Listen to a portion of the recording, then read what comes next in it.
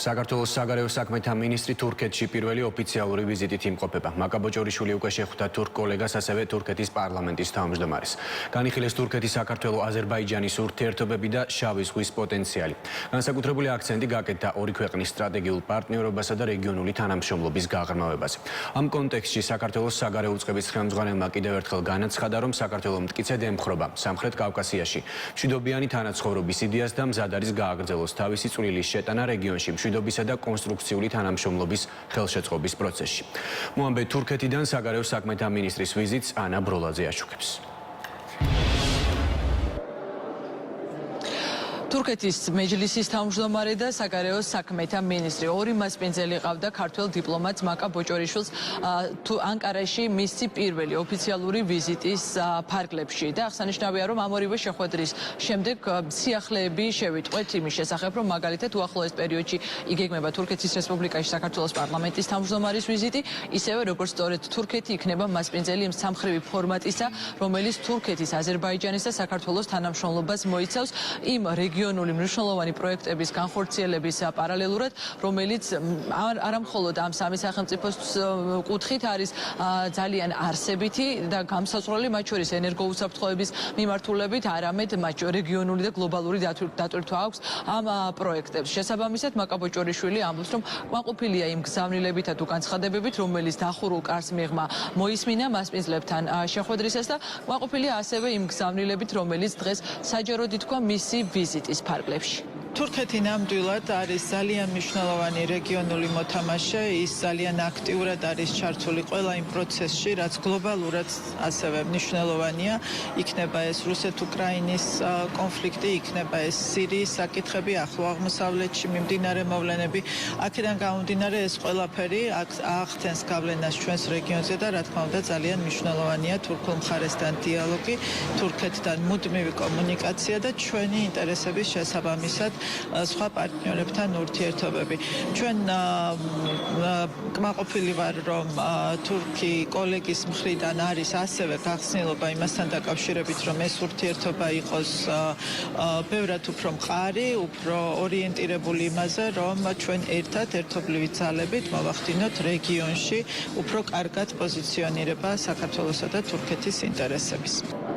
საკმაოდ დიდხანს გაგრძელდა საქართველოს საგარეო უწყების ხელმძღვანელის დახურულ კარს მიღმა შეხვედრა თურქ კოლეგასთან ჰაქან ფიდანთან და ამ ორმხრივი პირისპირი შეხვედრის შემდეგ მხარეებმა მედიისთვის გააკეთეს ერთობლივი განცხადებები და ისაუბრეს იმ საკითხებზე, რომელიც დგას სტრატეგიული პარტნიორების ურთიერთობის დღის წესრიგში. კიდევ ერთხელ აღინიშნა დღეს ერთობლივი განცხადებებისას ის პროექტები, რომელსაც საქართველო და თურქეთი მეგობარი მეზობელი აზერბაიჯანის ჩართულობით ახორციელებს. ბაქო-თბილისი ყარსის რკინიგზა, ბაქო-თბილისი ერზრუმის გასადენი, ბაქო-თბილისი ჯეიჰანის ნავთობსადენი, ეს არის ის პროექტები, რომელთა საშუალებითაც მაგალითად ცენტრალური აზიიდან წამოსული ბუნებრივი რესურსები, ნავთობი და გაზი სწორედ საქართველოს გავლით და თურქეთის გავლით შემდგომ უკვე მიეწოდება ევროპის კონტინენტს, ისევე როგორც მაგალითად ჩინეთიდან წამოსული ტვირთები სწორედ საქართველოსა და თურქეთის გავლით ნაწილდება ევროპულ სახელმწიფოებში და ეს არის პროექტები, რომლებიც ჩვენი ქვეყნის შუა დერეფნის როლს კიდევ უფრო მეტად გამოკვეთს და ამაზე იყო დღეს ხაზგასმა, რომ ურთიერთობებს აქვს კიდევ უფრო დიდი პოტენციალი და ის უნდა გაღრმავდეს. ისევე როგორც მაგალითად თურქეთი, რომელიც არის მნიშვნელოვანი გეოპოლიტიკური მოთამაშე, განსაკუთრებით შეცვლილ რეალობაში და უსაფრთხოების შეცვლილ გარემოში, ძალიან მნიშვნელოვანია მისი მხარდაჭერა და პოზიციონირება საქართველოსთან მიმართებაში და როდესაც ვსაუბრობთ რეგიონზე, ბუნებრივია, რომ მიმდინარე ომი რუსეთ-უკრაინას შორის შავი ზღვის რეგიონის სახელმწიფოებს უქმნის გარკვეულ გამოწვევებს და თურქეთი ცდილობს, რომ ძალიან აქტიურად იყოს შუამავალი და მედიატორი რუსეთ-უკრაინას შორის მიმდინარე ომის დასრულებასა და შეთანხმების, სამშვიდობო შეთანხმების მიღწევაში და ამაზეც იყო დღეს საუბარი ერთობლივი განცხადებების დროს და განსაკუთრებით მნიშვნელოვანია ამ ნაწილშიც ოფიციალური ანკარას პოზიციონირება, თუ გავითვალისწინებთ, რომ მაგალითად უახლოეს დღეებში სწორედ თურქეთი იქნება მასპინძელი იმ შეხვედრისა, რომელიც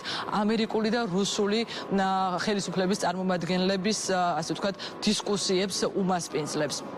მოკლედ კიდევ ერთხელ მოვისმინეთ ერთობლივი განცხადებების დროს ხაზგასმა იმისა, რომ თურქეთის აფასებს და პატივს სცემს ჩვენს ქვეყნებს შორის არსებულ სტრატეგიულ თანამშრომლობას, ურთიერთობას და აქცენტს აკეთებს იმაზე, რომ ეს ურთიერთობები კიდევ უფრო მეტად უნდა გაღრმავდეს. 26 ოქტომბრის არჩევნების შემდეგ მე მინდა დიდი წარმატება ვუსურვო ახალ ქართულ მთავრობას. კიდევ ერთხელ მინდა საგარეო საქმეთა ახალ მინისტრს მივულოცო პოსტი. რა თქმა უნდა, ჩვენი ძირითადი პოლიტიკა გახლავთ რეგიონალური ურთიერთობების გამტკიცება და ჩვენს მეზობელ ქვეყნებთან გარკვეული ურთიერთობების გამყარება. იმისთვის, რათა ჩვენს რეგიონში დამყარდეს და უზრუნველყოფილ იქნას უსაფრთხოება და პროგრესი. საქართველო არის მნიშვნელოვანი სტრატეგიული პარტნიორი და ჩვენ ძალიან წარმატებით განვაგრძობთ ამგვარი ტიპის მეგობრულ ურთიერთობას. აი ამ ძალისხმევის შედეგად ორივე ქვეყანამ დაამყარა ერთმანეთთან სამაგალითო ურთიერთობა, რაც რასაკვირველია, მომგებიანია და სასარგებლოა ორივე მხარისათვის თანაბრად. ამას რა თქმა უნდა ძალიან დიდი მნიშვნელობა აქვს და ჩვენ ამას დიდი ყურადღებით ვეკიდებით. ჩვენი ძალისხმევა ძირითადად არის რეგიონული მშვიდობის დამყარებისკენ მიმართული. ამიტომ ორივე ქვეყანა ცდილობს, რომ დიდი წვლილი შეიტანოს ენერგორესურსების განვითარებაში ჩვენს რეგიონში. ამისათვის ძალიან მნიშვნელოვანია ვახსენოთ ბაქო-თბილისი ჯეიჰანის უმნიშვნელოვანესი მილსადენი, ნავთობსადენი, რომელიც აგრეთვე ენერგოუსაფრთხოების კუთხითაც დიდ როლს თამაშობს. ჩვენ დავამყარეთ როგორც სამხრივი, ასევე ორმხრივი ურთიერთობების სხვადასხვა ფორმატში და აქედან გამომდინარე, რა თქმა უნდა, ჩვენ მივაჩნია და მიგვაჩნდა საქართველო როგორც ჩვენი ერთ-ერთი უმნიშვნელოვანესი პარტნიორი.